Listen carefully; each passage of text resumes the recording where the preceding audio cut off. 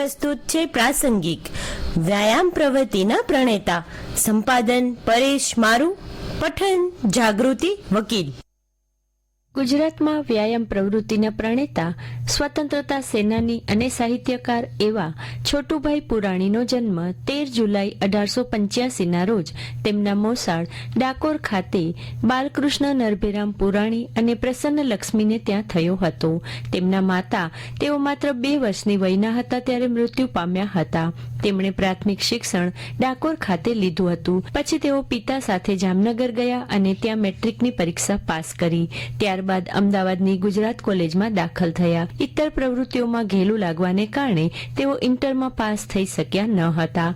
આથી અમદાવાદ છોડી વડોદરાની કોલેજમાં દાખલ થયા. ત્યાંથી તેઓ મુંબઈની કોલેજમાં જીવ વિજ્ઞાનના સ્નાતક થયા અને નારાયણ વાસુદેવ પુરસ્કાર મેળવ્યો હતો.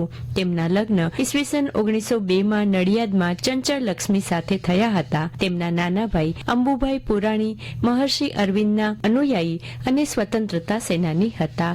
1908માં તેમણે વડોદરામાં ગુજરાતની સૌ પ્રથમ વ્યાયામ શાળા શ્રી લક્ષ્મીનાથ વ્યાયામશાળા શરૂ કરી. તેમના ભાઈ અંબાલાલ પુરાણી સાથે મળીને તેમણે ગુજરાતમાં વિવિધ સ્થળોએ અખાડાની સ્થાપના કરી હતી. 1910માં તેઓ લાહોરની દયાનંદ એંગ્લો વૈદિક કોલેજમાં જીવ વિજ્ઞાનના અધ્યાપક તરીકે જોડાયા.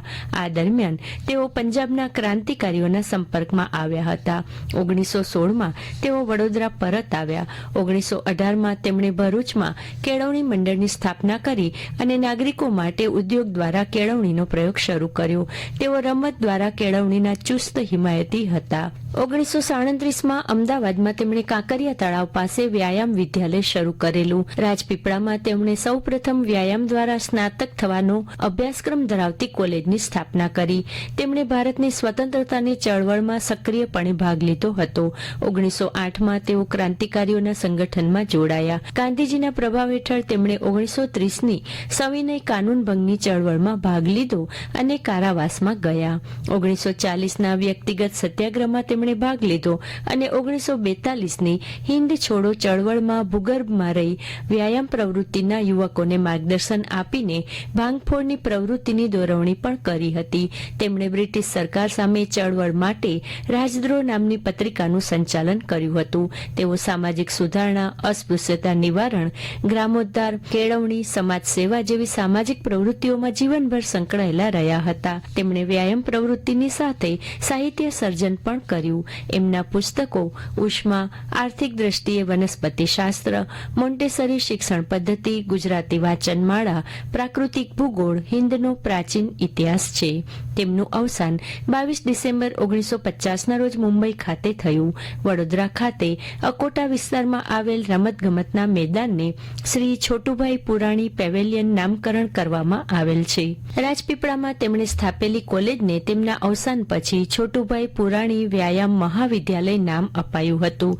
ગુજરાત વ્યાયામ પ્રચારક મંડળ તરફથી 1950ની સાલમાં ભરૂચ જિલ્લાના રાજપીપળા મુકામે સ્થપાયેલી ગુજરાતની સૌ પ્રથમ શારીરિક શિક્ષણ તાલીમ સંસ્થા, તેના સ્થાપક પ્રખર વ્યાયામ પ્રવર્તક શ્રી છોટુભાઈ પુરાણી હતા.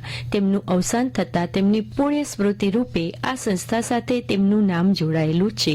રાજપીપળા જેવા નિસર્ગ સુંદર સ્થળે આવેલા આ વિશાળ રમતગમત સંકુલમાં 73 હેક્ટર જેટલા જમીન વિસ્તારમાં પથરાયેલા વિવિધ રમતો માટેના સુસજ્જ ક્રીડાંગણો, 400 મીટરનો સિન્ડર ટ્રેક, આકર્ષક બાલવાટિકા, વિવિધ શિક્ષણ સંસ્થાઓ માટેના વિશાળ મકાનો, સુવિધાયુક્ત છાત્રાલયો, અજોડ વ્યાયામ ભવન, અદ્યતન મનોરંજન ખંડ, સુસજ્જ તરણકુંડ, સમૃદ્ધ પુસ્તકાલય વગેરે વિવિધ સગવડો વિકસેલી છે.